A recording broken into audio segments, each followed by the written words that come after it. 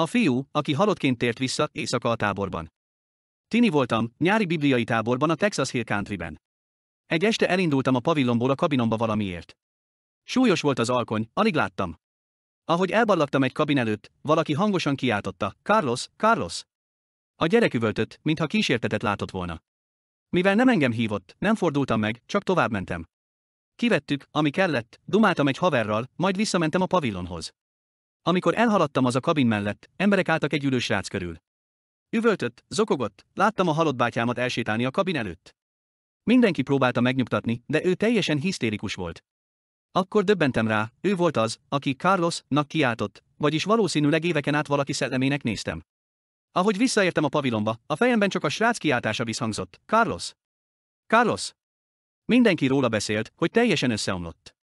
Később megtudtam, hogy a testvére tényleg meghalt pár évvel korábban, és ráadásul ugyanebben a táborban, ugyanabban a kabinban történt valami furcsa baleset. A teljes történetért nézz fel a csatornára és iratkozz fel, ha tetszik, nehogy lemaradj a következőről.